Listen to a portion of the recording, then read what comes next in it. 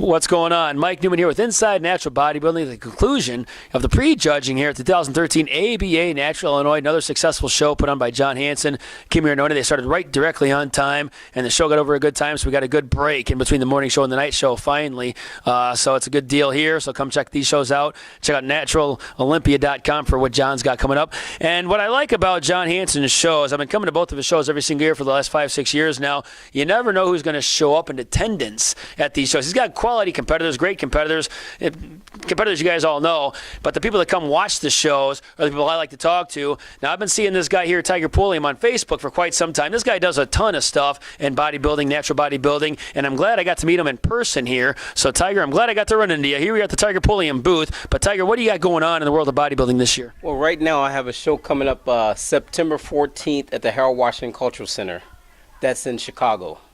Okay, that's bodybuilding, bench press. What do you got going on? Yeah, it's a bodybuilding competition. There's also a bench press competition, squat and deadlift, full powerlifting meet. Okay, how about figure and bikini? You have all that going on? We have figure and bikini also. Okay, because you've been in bodybuilding a number of years, I'm sure. The sport has definitely it's changed a lot in the divisions. It used to be just bodybuilding and nothing else. Now you got these added divisions. You got men's physique, bikini, figure. What's your take on all that? Well, I think as far as on the men's side, I think the physique or Mr. Fit, whichever you want to call it, it's a good addition because it lets more of the average people compete and give them theirself a goal. Yeah. Because everybody can't be a bodybuilder or a power lifter. Yeah.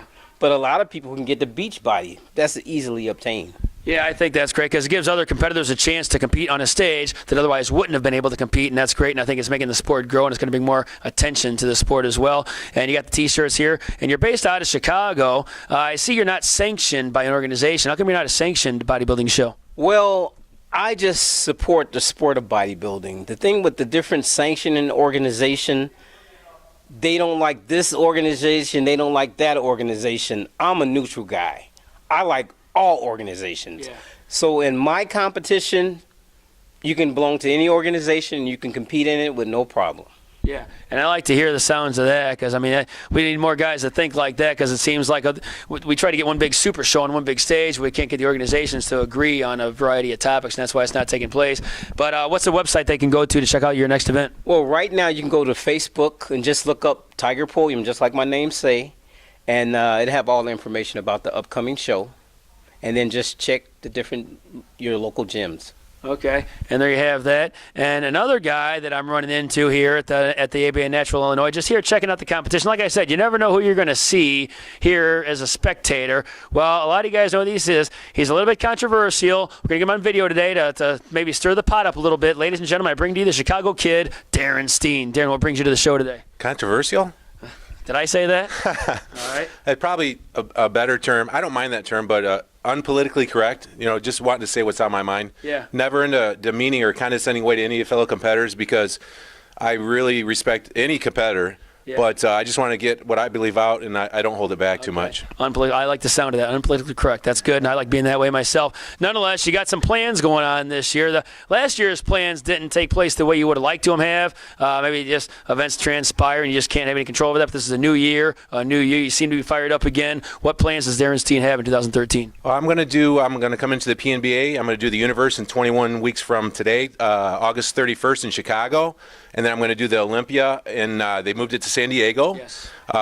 2 weeks after the Yorton Cup. And last year I did plan on making a comeback and competing, and I was throwing some things out on Facebook and social media about that I wanted to take on some pretty high-end competitors, Kiyoshi Moody. And I was pretty sure that I could beat him in one pose, so I was just trying to stir up some motivation factor for me and throwing something out there, a lofty goal.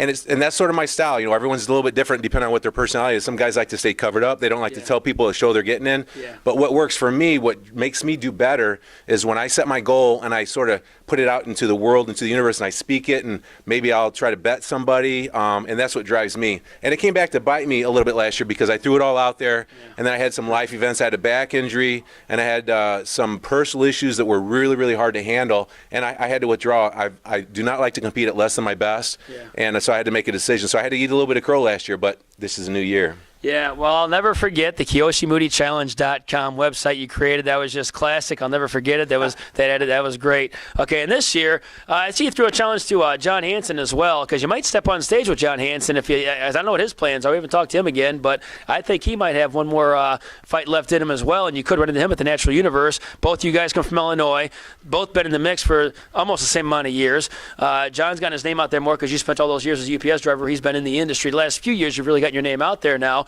So really, you've also paid your dues. But if you guys went head-to-head, I think it'd be a really tough competition. What do you think would take place there?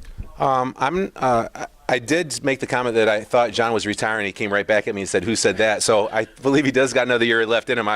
John's accomplished a lot in bodybuilding.